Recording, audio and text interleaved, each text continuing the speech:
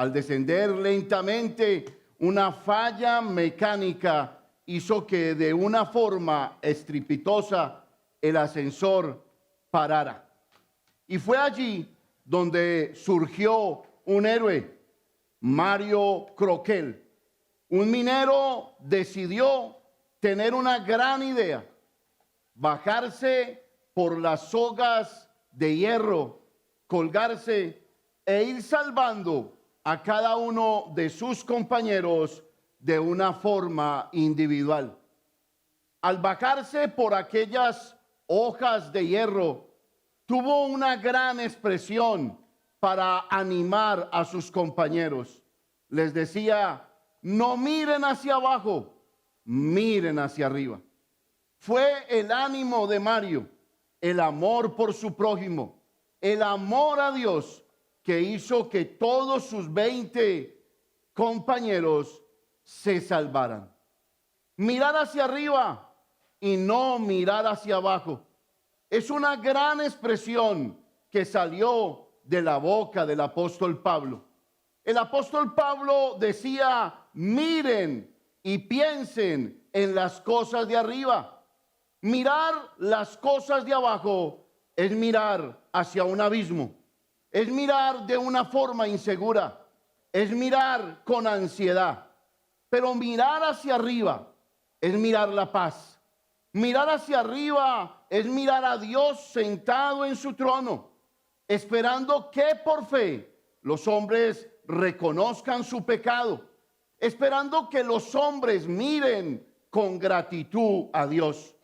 Mirar hacia abajo es mirar hacia el dolor. Mirar hacia abajo es mirar sin esperanza. Pero mirar hacia arriba es una gran afirmación de fe. En esta mañana vamos a seguir mirando la vida de un hombre que miró hacia arriba. Un hombre que puso su confianza en el Dios de los cielos. Un hombre que, al igual que Mario, pudo decidir confiar en Dios aunque no lo veía y aunque no lo sentía. Este hombre expresó en el Salmo capítulo 18 un cántico que habla acerca de la liberación de sus enemigos. David era un hombre que conocía a Dios, y a través del Salmo 18 nos expresa en estos dos versículos. Salmo 18 del 1 al 3 nos expresa David de esta manera su confianza en Dios y el hecho de mirar hacia arriba.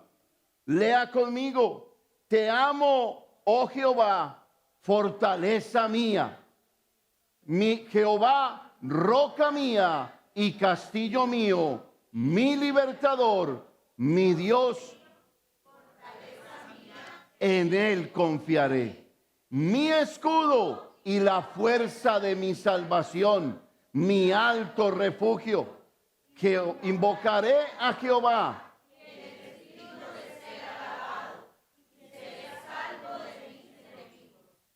y seré salvo de mis enemigos.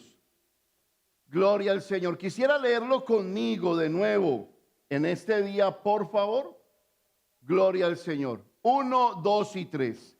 Te amo, oh Jehová, fortaleza mía, Jehová, roca mía y castillo mío, y mi libertador.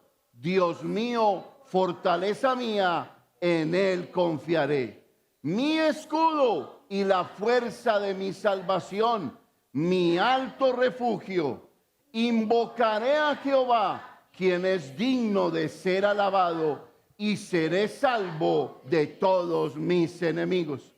La clave nos la enseña David, y nos la enseña a través de este cántico de liberación, donde David expresa poner su confianza en Dios. ¿Quién no tiene enemigos? ¿Quién no está viviendo en un mundo de incertidumbre? ¿Quién no está viviendo en un mundo donde la informática todos los días nos bombardea con pensamientos diferentes? Como nunca, la sociedad de hoy no sabe en quién creer. Lo más duro es que cada vez se alejan más de Dios y en vez de colocar su confianza en Dios, en el Dios que libra de los enemigos, el hombre coloca su confianza en otros conceptos. La Biblia nos habla de David, un hombre como usted, común y corriente, un hombre como yo, que un día sintió miedo, que un día sintió temor, que un día pensó que todo se había acabado.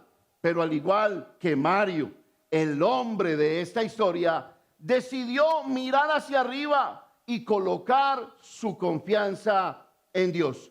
Y para entender un poco más la prédica, vamos al relato de Primera de Samuel, capítulo 30, versículos del 1 al 8.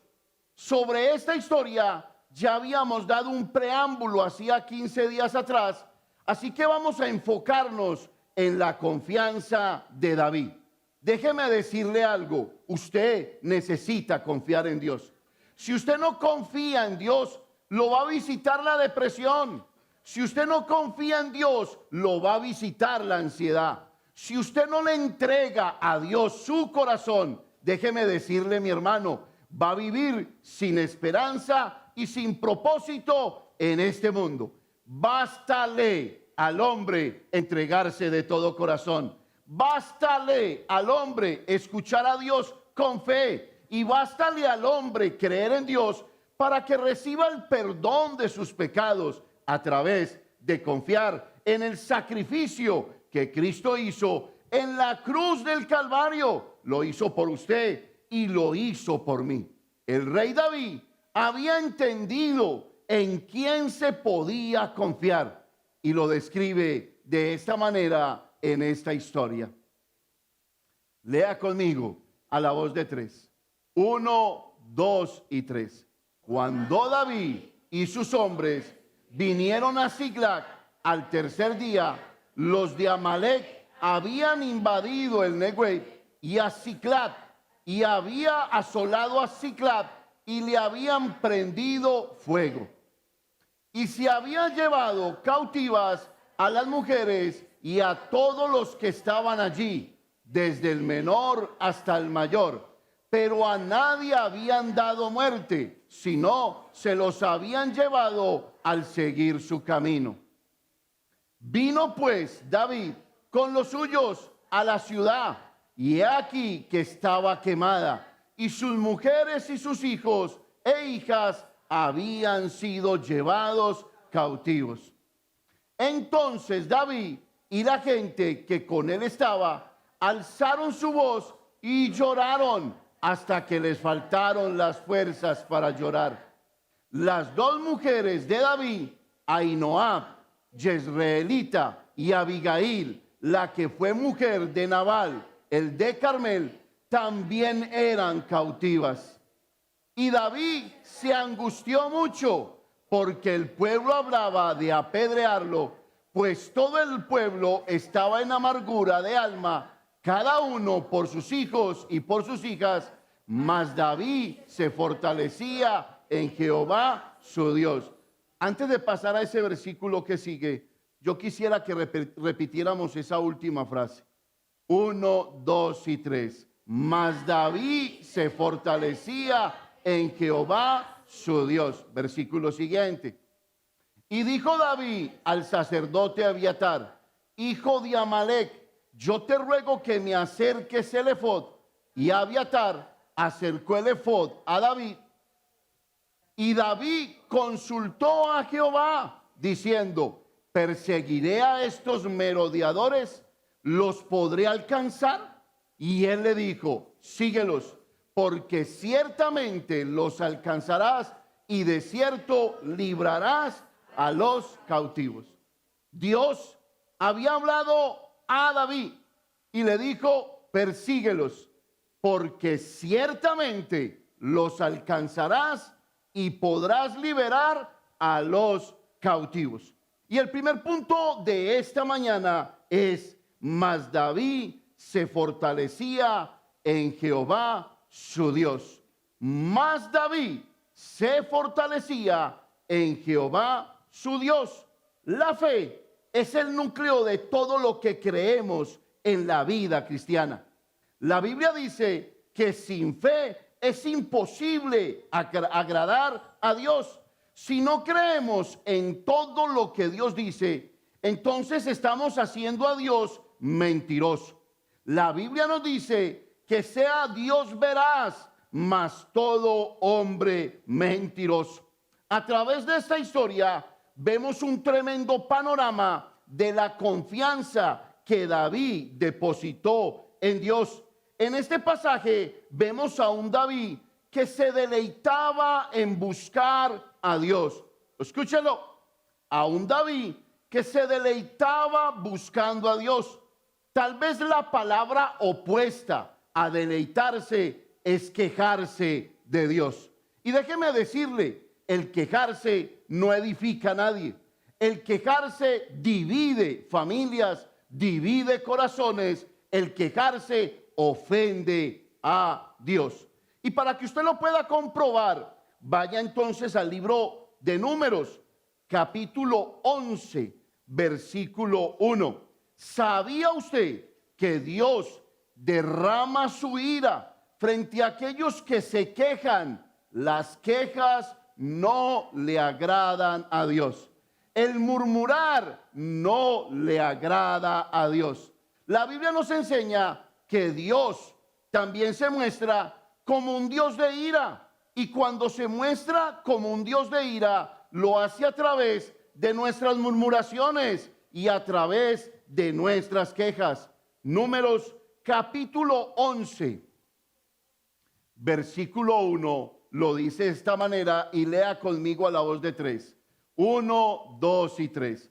Aconteció que el pueblo se quejó a oídos de Jehová y lo oyó Jehová y ardió su ira y se encendió en ellos fuego de Jehová y consumió uno de los extremos del campamento. Tengamos claro que cada que nosotros nos quejamos, no podemos creer que Dios no nos está escuchando.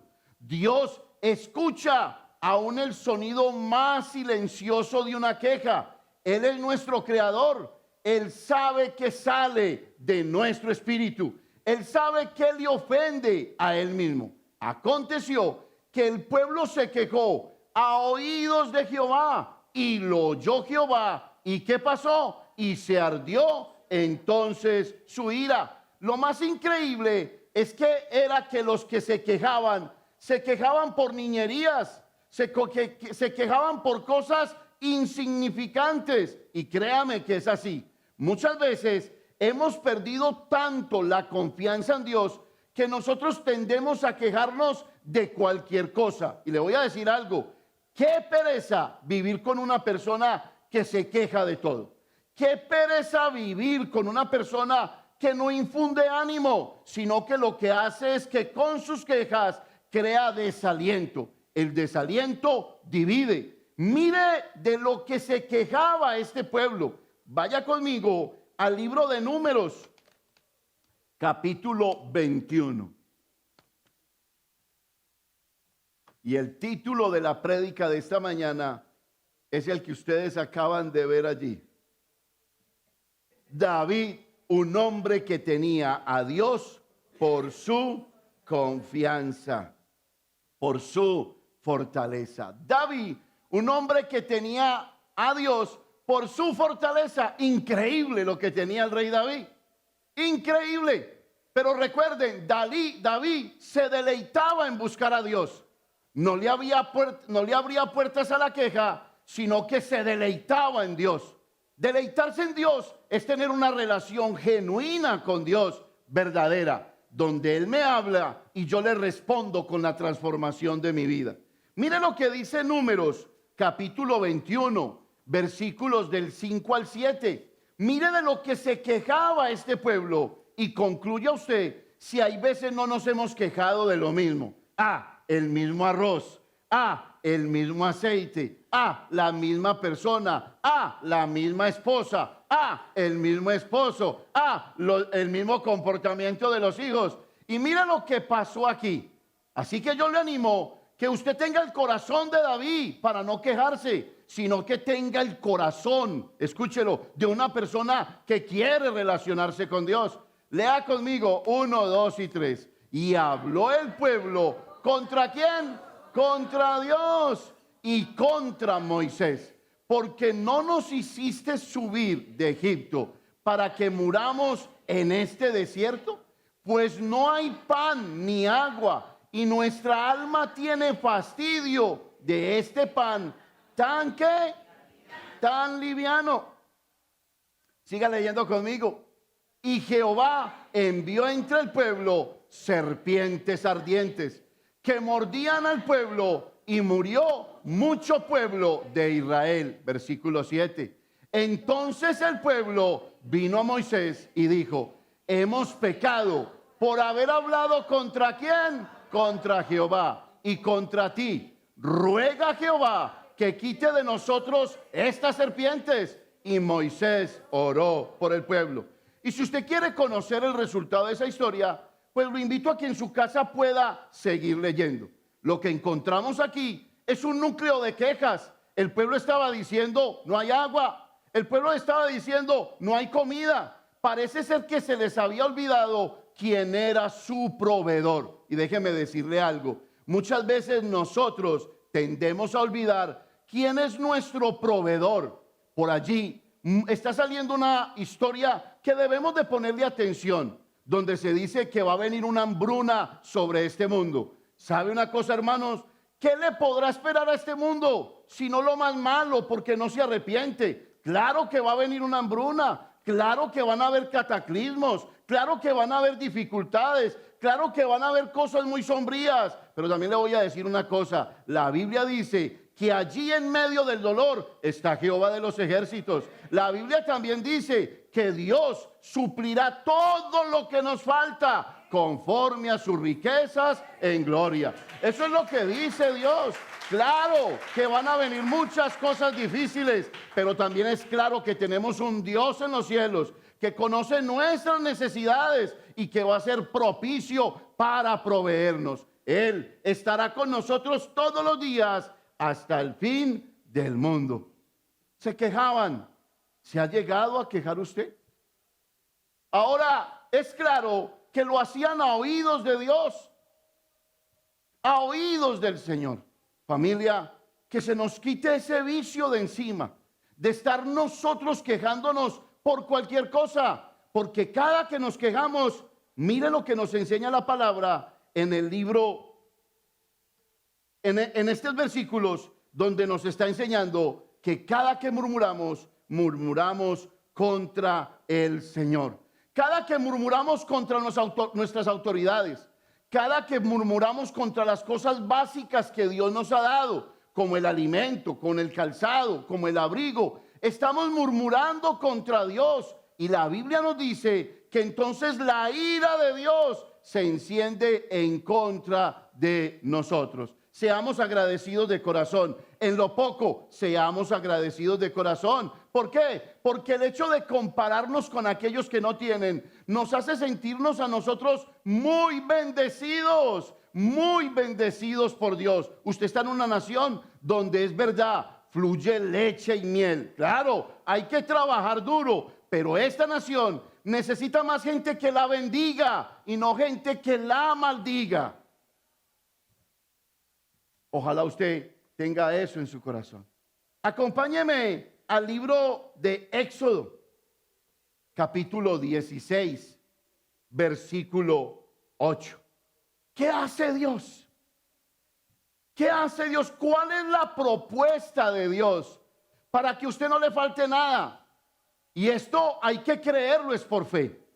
Porque esto no es como llenar un resumen, presentarse a una oficina y por mis características ser recibido como empleado de una gran compañía. Hay asuntos en la Biblia que hay que creerlos por fe y obedecerlos por fe.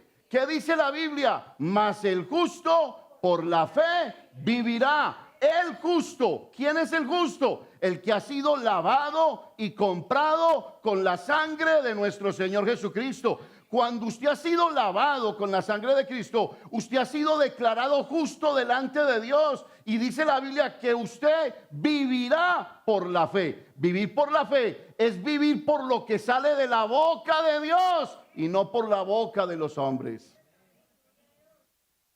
Éxodo 16, 18, 8 nos habla de esta manera.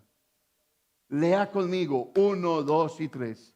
Dijo también Moisés: Jehová os dará en la tarde carne para comer y en la mañana pan. ¿Para qué?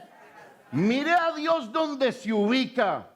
Un pueblo que se queja, un pueblo que maldice a Dios por la ausencia de lo básico, y empieza Dios a derramar su misericordia y su bondad. Dijo también Moisés: Jehová os dará en la tarde carne para comer y en la mañana pan hasta saciaros. Se estaban quejando, les voy a dar hasta que se sacien. Le voy a decir algo y se lo voy a recordar. En el cielo tenemos un Dios que nos sacia, y ese Dios nos sació a través de Jesucristo. Y cuando usted tiene a Cristo, tiene la vida. Y cuando tiene la vida, ha sido saciado por Dios. Y en vez de quejarse, usted solo tiene agradecimiento hacia Dios. Hasta saciaros, porque Jehová ha oído vuestras murmuraciones, con que habéis murmurado contra él. Porque nosotros, ¿qué somos? Vuestras murmuraciones no son contra nosotros, sino contra Jehová. ¡Wow! ¡Wow! Moisés dijo: ustedes pueden hablar de mí, pero no es contra mí contra quien ustedes murmuran, es contra Dios. Y en el versículo pasado, por haber murmurado, ¿qué hizo Dios? Mandó serpientes ardientes que mataban a las personas. Pero ¿cuáles serán esas serpientes ardientes? Bueno, hay mucha gente dentro de la iglesia que los visita el desánimo y por cualquier cosa no vienen. Los muerden serpientes ardientes. Hay personas que no vuelven a la iglesia. ¿Por qué? Porque están viviendo en concupiscencia. Muchos de ellos, no quiero generalizar, pero muchos de ellos no vuelven a la iglesia porque viven en concupiscencia, en deseos bajos de su carne. Y cuando viven así, no quieren que se les predique qué es el pecado. No quiere que se les diga cuál es la verdad. No quiere que se les reconvenga de su camino. Son mordidos por serpientes y sencillamente se desaniman y no vuelven más. Pero déjeme describirle en esta mañana, para mí como pastor, la mayor de las serpientes. No estoy hablando de Satanás, no estoy hablando del diablo, pero para mí como pastor hay una serpiente tan especial que hay veces se mete dentro de la iglesia, y es la serpiente de venir a una iglesia, escuchar la palabra de Dios, salir como entramos, no ser transformados. Me parece a mí que eso es doloroso.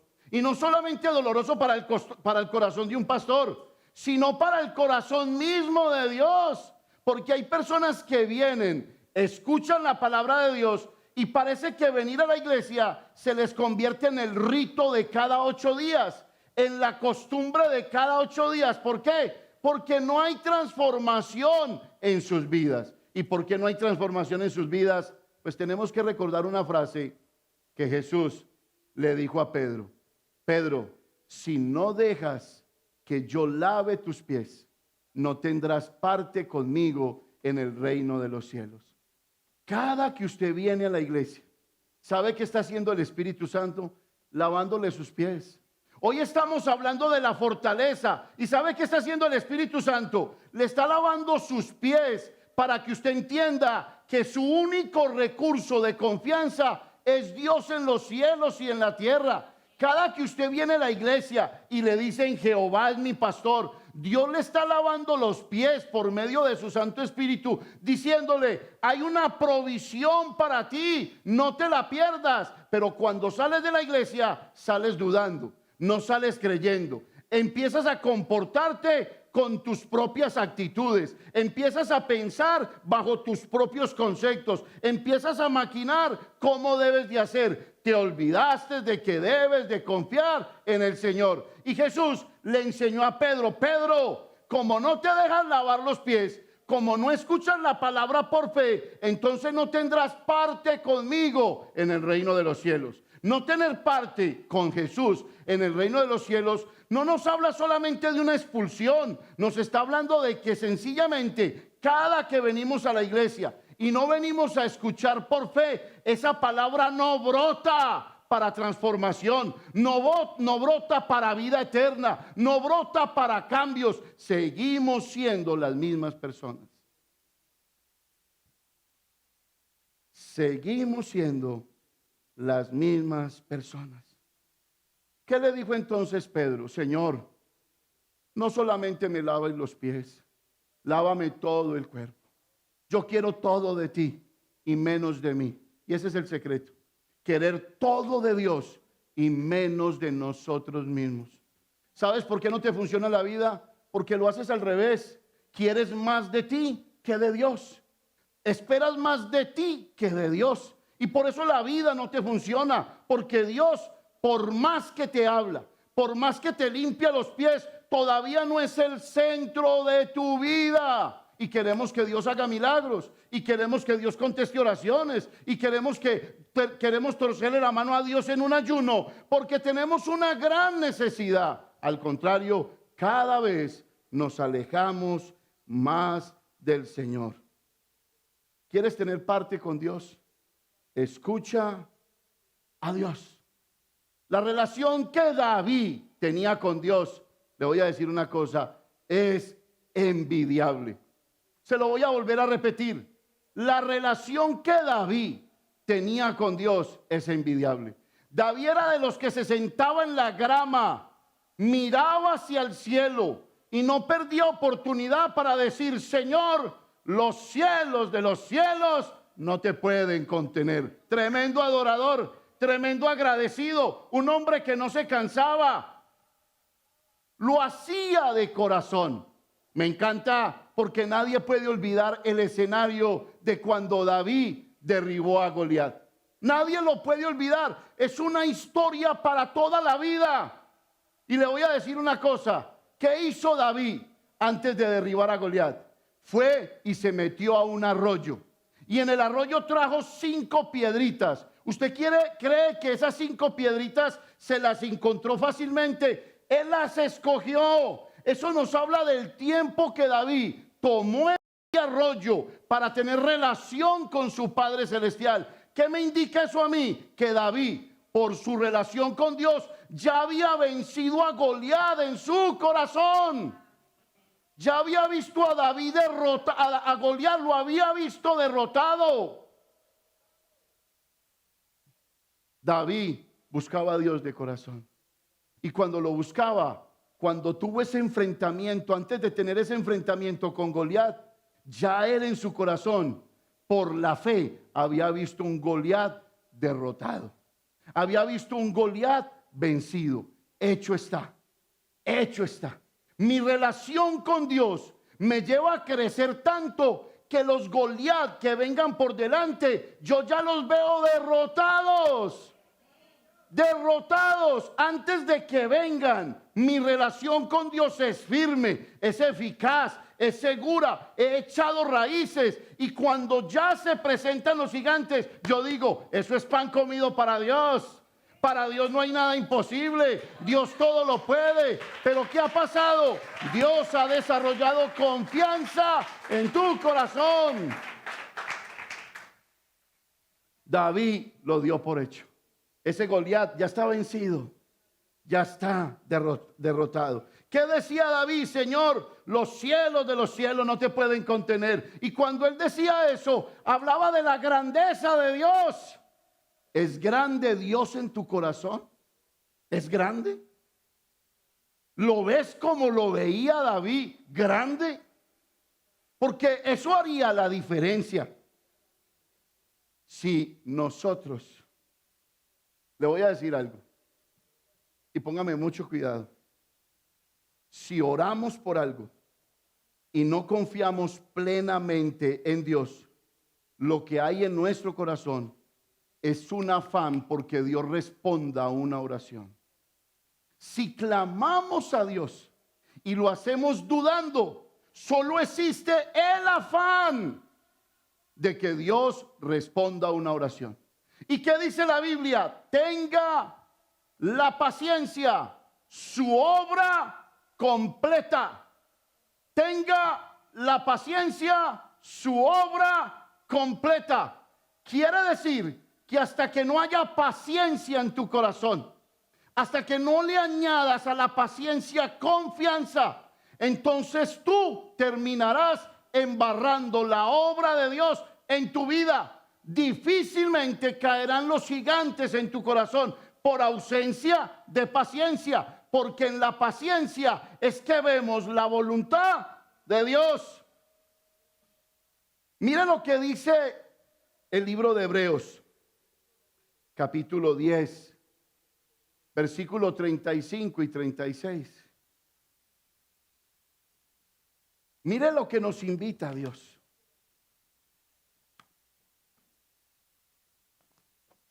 Dios, por su Espíritu, mire lo que nos está diciendo. Y quiera Dios que usted atrape esto como esa ciencia que le habla al corazón de uno. Mira lo que empieza diciendo: no perdáis pues vuestra confianza, que tiene que grande galardón. Lo primero que me está diciendo el Espíritu Santo es: no pierdan pues su confianza, como no la perdió David cuando lo iban a apedrear. Su fortaleza fue Dios. No perdáis pues vuestra confianza, que tiene un gran premio. Confiar en Dios te dará un gran premio, no como te lo esperas. Dios siempre te va a sorprender. No perdáis pues vuestra confianza, que tiene grande galardón. Familia, los días son difíciles, pero no pierda su confianza. Van a venir momentos difíciles, sí, pero no pierda su confianza. No le ponga más confianza a los momentos difíciles que a la confianza que tiene que ponerle a Dios. Trabaje, sí, pero coloque a Dios en el centro de su vida, que Él sea su confianza y su fortaleza. ¿Por qué? Porque tiene un gran premio, nos dice allí, versículo 36. Mire lo que dice: porque os es necesaria, ¿qué? ¿Me es necesaria qué? La paciencia. Y hagámosle la pregunta que sigue: ¿para qué? Para que, habiendo hecho la voluntad de Dios, obtengáis la promesa. Tengo un hijo que no cree en Dios. Me es necesaria la paciencia. ¿Para qué? Para que, habiendo hecho la voluntad de Dios, obtengo la promesa. ¿Cuál es la promesa? Pues que él crea en Dios. Que él crea en Dios. Tengo una situación económica difícil. No perdáis pues vuestra confianza, que tiene grande galardón. Porque os es necesaria la paciencia. ¿Para qué? Para que, haciendo la voluntad de Dios en la paciencia, obtengamos la promesa. Esto es algo tremendo. Yo no te estoy hablando de visualizar una situación. Te estoy hablando de creer en el Señor. Te estoy hablando de que tengas mucho cuidado, porque aquí es donde yo no entiendo, y no vaya a tomar esto como un riendazo del pastor, porque el pastor da látigo, porque el pastor conoce un poquito de mí, y el pastor da látigo, bueno, o por el espíritu o por sospecha. Ahí es donde yo no entiendo cuál es la ausencia de la iglesia en un culto de oración. Y ahí es donde yo no entiendo como pastor cuál es la ausencia de la iglesia en un ayuno. Pastor, el trabajo, trabaje, pero no lo haga con avaricia, porque cada que usted le mete al trabajo la excusa de no venir a la iglesia, le está metiendo avaricia a su corazón. Y qué pena, usted no ha leído entonces la Biblia. Mira lo que dice Proverbios capítulo 16, Proverbios capítulo 23, versículo 5. Y nos habla de algo especial. A mí me gusta el dinero. Usted le pregunta a mi esposa y mi esposa le puede decir: a este pastor le gusta el dinero. pero nunca he colocado el dinero antes que a Dios. He colocado primero a Dios y luego el dinero. Luego voy a trabajar, luego voy a sustentar a mi familia. Porque la bendición sucede en ese orden, no en ese desorden. No entiendo por qué tienes que faltar a un culto porque tienes trabajo. Pastor, tengo necesidad. Tu necesidad más grande es Dios y Él te satisfacerá, te va a satisfacer. Escúchalo, por eso te dije, estos son conceptos de fe. O te dejas esclavizar por este mundo o permites que Dios te libere de este mundo. Cuando no vienes a la iglesia por cuestión de trabajo, analiza si es cuestión de avaricia. Mira lo que dice la Biblia. 1, 2 y 3.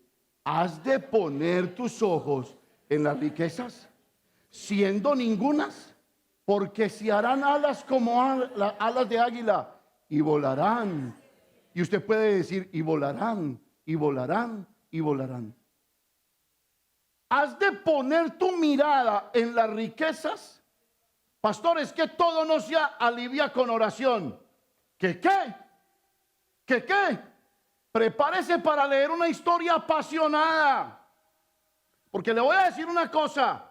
La oración tiene poder. No le estoy diciendo que deje de trabajar. No, no, no. Trabaje y ponga a Dios en primer lugar para que usted vea la gloria de Dios. Y vamos a leer una historia donde la Biblia sí nos dice que con oración podemos hacer grandes cosas. Lea conmigo con pasión. Hechos, capítulo 16. ¿A dónde te llevan la búsqueda de riquezas sin poner a Dios en primer lugar? A que las riquezas se harán alas como águila y volarán de ti. ¿A dónde te llevará la oración? Mire lo que dice Hechos, capítulo 16, versículo 22. Venga, le hago una pregunta. ¿Quién quiere leer esta historia con pasión? Con pasión es como un cuento. Yo a veces la leo y yo me pongo a llorar porque yo la leo como a cuentico. Me encanta que me toque el corazón. Lea conmigo, pero con fuerza, a la voz de 3, sin parar. Venga, sin parar. Pero le voy a decir una cosa. Abra su corazón para que Dios le revele a usted que es mejor estar en su presencia que fuera de ella. 1, 2 y 3. Y se agolpó el pueblo contra ellos, y los magistrados, rasgándoles las ropas, ordenaron azotarles con varas. Después de haberles azotado mucho, los echaron en la cárcel, mandando al carcelero que los guardase con seguridad, el cual, recibido este mandato, los metió en el calabozo de más adentro y les aseguró los pies con cepo. Pero a medianoche, orando, Pablo y Silas cantaban himnos a Dios y los presos los oían. Entonces sobrevino de repente un gran terremoto, de tal manera que los cimientos de la cárcel se sacudían y al instante se abrieron todas las puertas y las cadenas de todos se soltaron.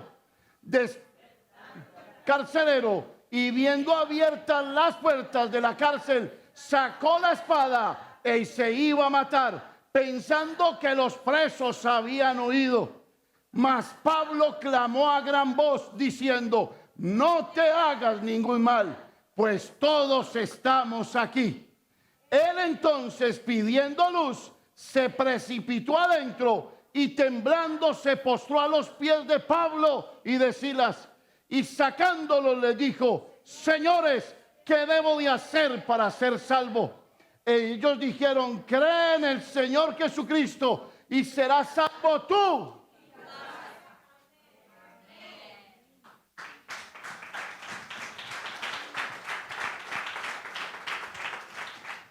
¿Qué fue lo primero que hizo el carcelero? Traigan luz, porque la luz libera. Cada que vienes a un culto, ¿sabe qué hace esta Biblia? luz te da tu corazón.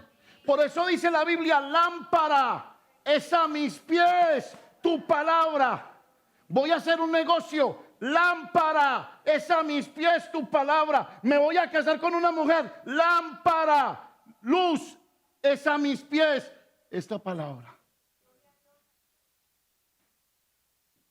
Por eso yo no entiendo, y no lo tome como un riendazo, cuando usted deja de venir a la iglesia a un culto de oración porque le salió un negocio o porque usted quiere progresar. ¿Cómo? Yo después de leer esta historia digo, yo no me puedo perder un culto de oración. Y no estoy vendiéndole una boleta para que venga los miércoles. Usted verá. Pero yo sí peso la iglesia. Yo sí la peso. Y le voy a decir una cosa, y no estoy vendiendo estas palabras. Veo que la gente que viene los miércoles a clamar aquí, yo veo en ellos claridad. Veo en ellos la intención de que Dios los guíe. Y veo en ellos las promesas de Dios cumpliéndose más rápidamente que en aquellos que desprecian la oración. Sí. ¿Qué nos impide entonces confiar en Dios? Porque para derribar a un gigante no tenemos sino que orar, buscar a Dios. Lo imposible para mí es posible para Dios. Así es de sencillo. Clama a mí y yo te responderé. El que llama se le abre, al que pide se le da. David sabía buscar a Dios como su fortaleza y lo hacía sin quejarse, lo hacía deleitándose en Dios, lo hacía buscándolo de día y de noche. Claro que mataba gente, claro que derribaba gigantes, claro que conquistaba ciudades, pero le voy a decir una cosa, lo hacía de la mano de Dios. Él le preguntó a Dios, Dios, ¿perseguiré a mis adversarios? ¿Y qué le dijo Dios? Persíguelos porque los vas a alcanzar. Y hoy te voy a decir aquí, persigue a tus adversarios, a las pruebas que tengas, persíguelas con oración. Las vas a alcanzar, las vas a vencer y le darás gloria al Dios de los cielos.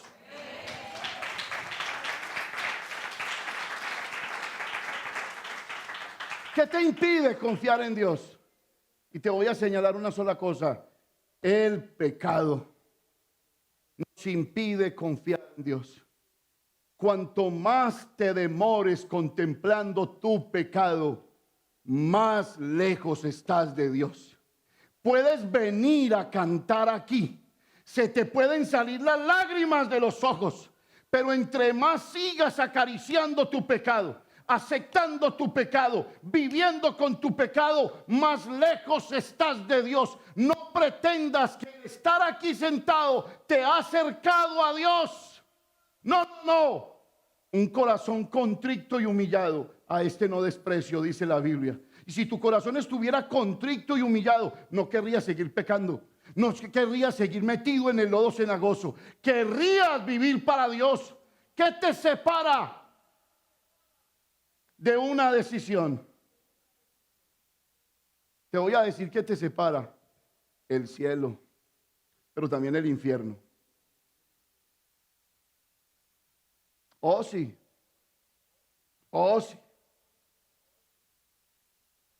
Por eso no vemos con claridad, porque aceptamos el pecado en nuestra vida.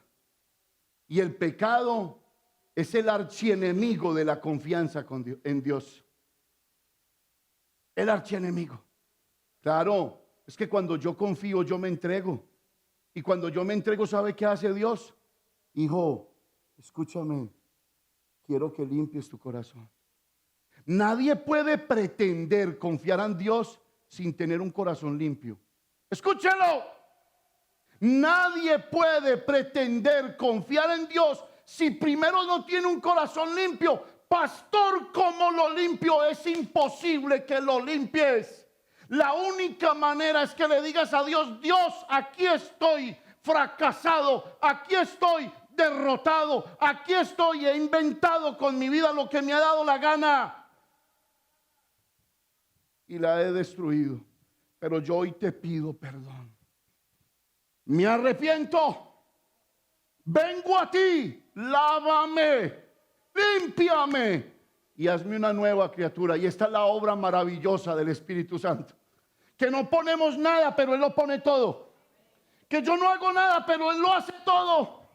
Él provee el material, su palabra. Él provee su poder, su Espíritu Santo. No tienes que hacer nada. Lo único que tienes que hacer es arrepentirte de tu pecado. ¿A dónde vas con tu pecado?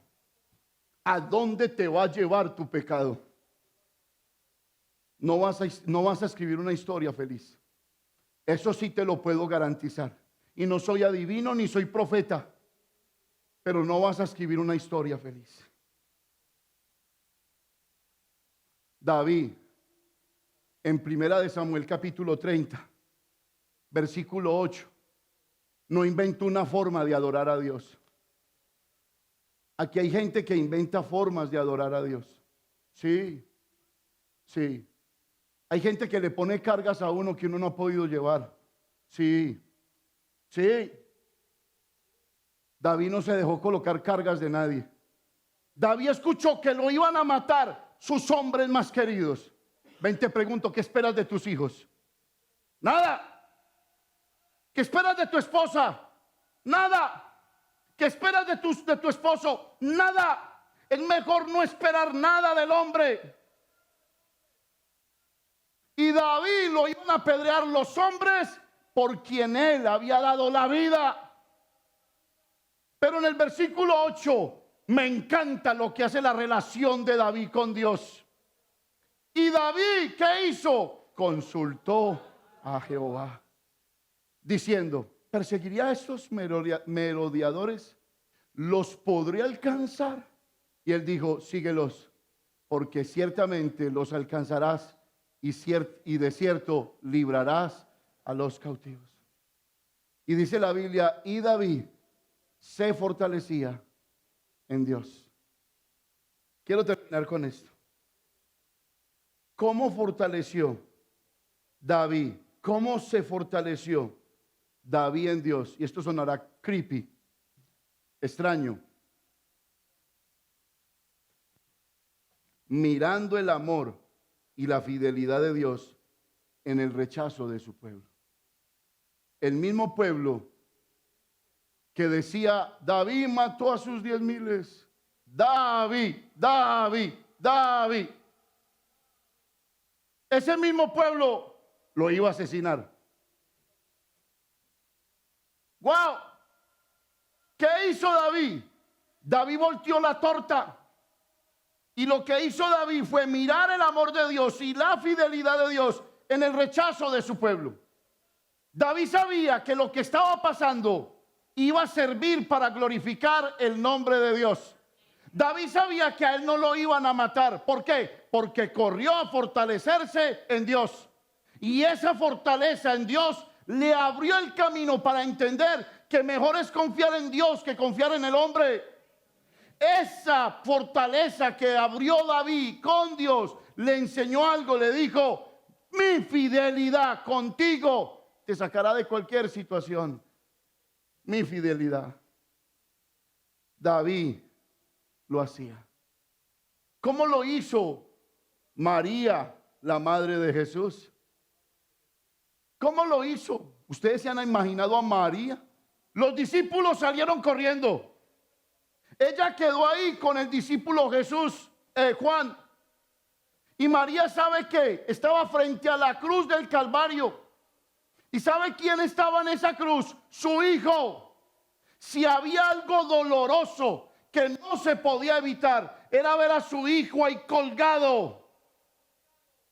Pero María hizo lo que hizo David. Se fortaleció en Dios. ¿Por qué? Porque sabía que el que estaba colgado allí ya no era su hijo, sino que era el Hijo de Dios, quien venía a morir por los pecados de toda la humanidad. María había guardado en su corazón cada episodio, cada momento, cada profecía donde le decían: vas a tener un hijo, o donde le decían: una virgen va a ser visitada. Y cuando ella tuvo a Jesús, Le dieron palabras de ánimo, pero también le dijeron cuál iba a ser el destino de Jesús. Y allí en la cruz del Calvario, ella no miró el dolor, ni miró a su hijo, miró a aquel que estaba cumpliendo el destino de Dios, salvando la humanidad. Por eso esas célebres palabras de María, cuando la visitó el ángel y Jesús iba a nacer: María, María, vas a tener un hijo. Yo sí. ¿Y qué terminó diciendo María? He aquí tu sierva, hágase conmigo conforme a tu voluntad.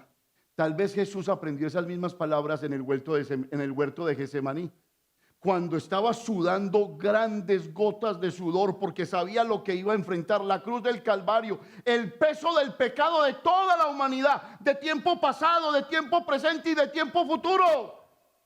¿Y qué dijo Jesús? Señor, aprendido tal vez de su mamá: aparta de mí esta copa, pero que no se haga mi voluntad, sino la tuya. María se fortalecía al igual que David en el odio de sus adversarios.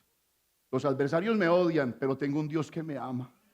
Los adversarios quieren mi destrucción, pero Él quiere mi bendición. Los adversarios quieren alejarme de Dios, pero Él quiere acercarme por su espíritu a la cruz de Cristo. ¡Wow! María podía ver lo mismo de David, mirando el amor y la fidelidad de Dios a través del rechazo de los demás. Cuando te rechace tu hijo, no mires sino la fidelidad de Dios. Dios cumplirá su perfecto propósito en ti y en él. Y en él, y en él, y en él.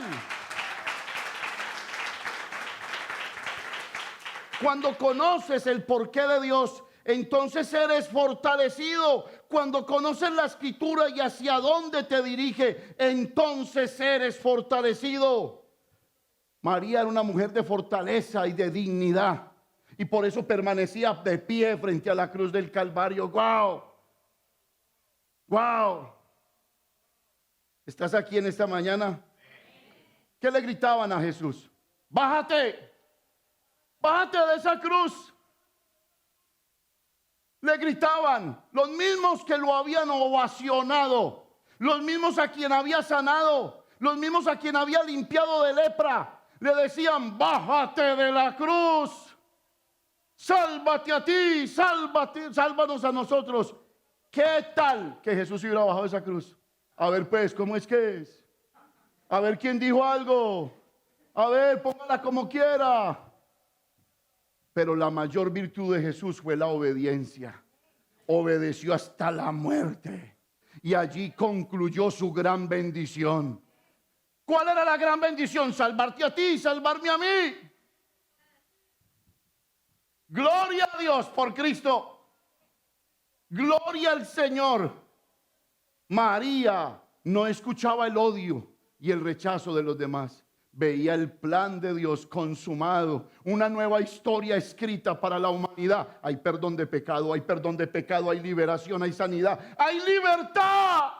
¡Guau! María veía lo que David veía. Señor, los perseguiré. Señor, iré detrás de ellos. Ve, porque los alcanzarás. A Jesús, que se le dijo: muere, porque vencerás. Serás levantado de la cruz y de la muerte, y al tercer día resucitarás. No hubo muerte que le pusiera el pie en el cuello a Jesús. Se levantó de entre los muertos y triunfó, y ahora está sentado a la diestra de Dios Padre. Alábalo.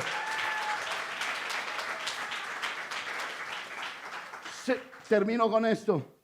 ¿Cómo se fortaleció David en Dios? Como una segunda pregunta. Mírelo, escúchelo, porque esto tiene ciencia. Viviendo su dolor según el destino que Dios le había trazado. Se lo repito: viviendo su dolor según el destino que Dios le había trazado. ¿Cuál era el destino que Dios le había trazado a David? Años atrás había sido ungido como rey de Israel, y todavía no le llegaba la promesa. Pero la Biblia no registra que David haya dicho: Señor, ¿y cuándo? Señor, ¿y cómo? Tenga pues la paciencia, su obra completa. David nunca se desesperó a decir: Señor, me ungiste como rey. Pero desde el momento en que lo ungieron como rey, de ahí en adelante David vivió su vida por el destino que le había marcado Dios. Será rey, será rey, será rey. Y te voy a decir algo, Dios te marcó un destino. Te nombró rey y sacerdote. Dice la Biblia que te marcó un destino. Vive tu dolor a la manera del rey y no a la manera de un mendigo. Hay quienes viven las pruebas de la vida como mendigos. David no lo hizo. David enfrentó las pruebas de la vida malas, duras, pero a la manera de rey.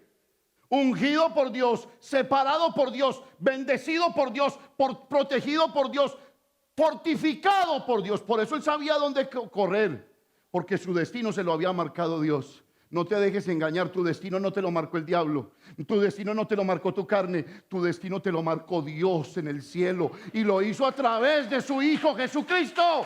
Vive para Él, muere para Él, obedécele a Él, sírvele a Él. ¿Enfrentas las pruebas de la vida como rey o como mendigo? Como mendigo es dejar de venir a la iglesia. Como mendigo es dejar de orar y buscar a Dios. Sí. Pastor, ¿usted cree en la oración? Sí. Creo más que en el trabajo de 16 y 24 horas. Creo. Mire, familia, con Dios se vence. Y a Dios podemos entregarle nuestra absoluta confianza. Nunca nos defraudará. Nunca nos defraudará. Yo he visto la mano de Dios. He decidido dedicarme un poquito más al ministerio y bajar las horas de trabajo en el Uber. Y le voy a decir una cosa, Dios es increíble.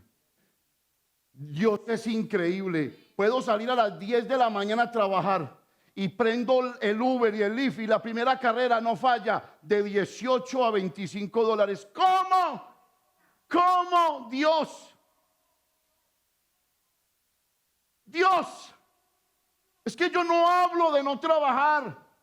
Hablo de que lo coloques en el centro, que dependas de Él, que confíes en Él. Dice la Biblia que Él detesta los que retroceden.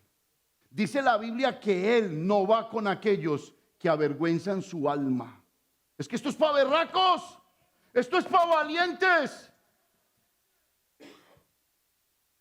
¿Usted está aquí? Salmo 27, 14. Termino con palabras de David. Mas David se fortalecía en Jehová su Dios. ¿En quién te fortaleces tú? ¿En quién? Salmo 27, 14. ¿Qué dice?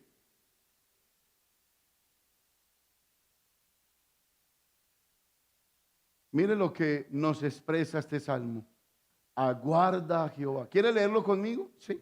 Quiero que se le meta en su corazón. 1, 2 y 3. Aguarda a Jehová. Esfuérzate. Aliéntese tu corazón. Sí, espera en Jehová. ¿No le parece muy lindo el orden de Dios? Él no dice vaya y abostece en su casa. Sea roncancio bostencio. No. Dice aguarda en Jehová. Ahí está mi Dios. Ahí lo tengo a Él. Él está sentado en su trono. No se ha ido de vacaciones, no se ha enfermado. Dios Todopoderoso. Aguarda en Jehová. ¿Y qué dice? Esfuérzate. Póngale ganas. Y luego aliéntese su corazón. Así soy cuando prendo el Uber. Señor, tú estás aquí. Y tú no me dejarás defraudado. Tú me bendecirás con lo poco y multiplicarás lo poco. Tú serás fiel. Yo no quiero sino ver tu gloria y no la gloria de los hombres. Yo no quiero decir que es el Uber y el Lyft. Yo no quiero decir que es nada. Yo quiero decir que es Dios en los cielos. Sí, espera en Jehová. Mire lo que dice el Salmo 56, versículo 3 y 4. En el día que temo, yo en ti confío. En Dios alabaré su palabra. En Dios he confiado, no temeré. ¿Qué puede hacerme el hombre? Ese versículo es para los que piensan que va a venir una hambruna. Sí, a lo mejor sí, preparémonos, seamos prudentes. Pero mire esta belleza. ¿Qué me puede hacer el hombre? Sí. ¿Qué me puede hacer el hombre? En Dios alabaré su palabra. En Dios he confiado, no temeré. Salmo 118, 8 y 9. Y antes de leer estos versículos, para que nos pongamos de pie, estos versículos constituyen el centro de la Biblia. O sea, literalmente, estos dos versículos son el centro de la Biblia, por si no lo sabía. Y mire el centro de la Biblia, lo que nos dice a nosotros. Mejor es confiar en Jehová que confiar en el hombre. Mejor es confiar en Jehová que confiar en príncipes. Entonces, ¿cuál es el centro de nuestra vida? Confiar en Jehová y no confiar en el hombre. Es tan lindo confiar en Dios. Luché para terminar de esta manera y quiero contarles un testimonio. No se canse. Usted no viene sino una vez a la semana. Aguánteme. Y el dueño del micrófono hoy soy yo. Confiar en Dios es maravilloso. Es hasta una locura. Mi esposa tiene un familiar, una prima. Esa prima llegó a los Estados Unidos y gócese. Y cuando llegó, la cogieron por Texas y la deportaron. Pero una berraca, de raca mandraca. Volvió e intentó y coronó. Entró 2 años trabajando duro, sus hijos y su esposo en Colombia. Su esposo vendía revuelto en Colombia, verduras. Se los trajo por donde entró ella. Entró él y entraron ellos, sin que nadie los cogiera. A los 2 años el hombre le nació una idea de fe poderosa y le dijo a su esposa: vamos a pedir asilo político. ¿Cómo? Si a mí me deportaron. ¿Estás loco? Estoy loco. Vamos a pedir asilo político. Se fueron para un abogado y el abogado se rascaba la cabeza y le dijo: mire, eso es imposible. Le voy a probar que eso es imposible. Y se lo voy a probar de esta manera, a través de una apuesta. Si usted gana el caso de refugiado, no me paga un peso. Pero si usted lo pierde, el caso le vale tantos miles de dólares. Y él le dijo: para las que sea. En Jehová he confiado. No temeré lo que me diga el hombre. ¡Wow! Empezó el proceso. Y llegó el día de corte, de la primera corte. Y en la primera corte que se presentaron, cogieron a la esposa y la llevaron detenida. Y el abogado le dijo: ¿quiere seguir peleando? Y él le dijo: sí, quiero seguir peleando. En Jehová he confiado. No temeré lo que me pueda hacer el hombre. 2 meses detenida y 2 meses él presentándose en corte.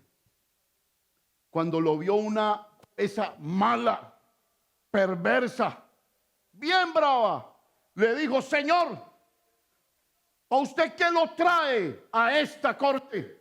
¿Usted está loco? Y él le dijo: sí, señora, yo estoy loco. Literalmente le contestó así: estoy loco. ¿Y usted por qué está loco? Porque yo he creído en que Dios de los cielos tocará su corazón y usted dará la orden para que mi esposa salga de la cárcel y me dará mis papeles. ¿Cuál Dios de los cielos? Yo no creo en Dios. Y él le dijo: pues yo sí creo. La jueza se rascaba la cabeza. 2 cortes más tuvieron. Y a la segunda corte se llevó la sorpresa que la jueza no se presentó. Y dejó un edicto donde daba la liberación de ella y les aprobaba a todos el refugio para estar en este país. Existe Dios. Dios es real. Existe Dios. Dios es real. Existe Dios. Dios es real. Con Dios no se juega, en Dios se confía. Póngase de pie, mi hermano querido.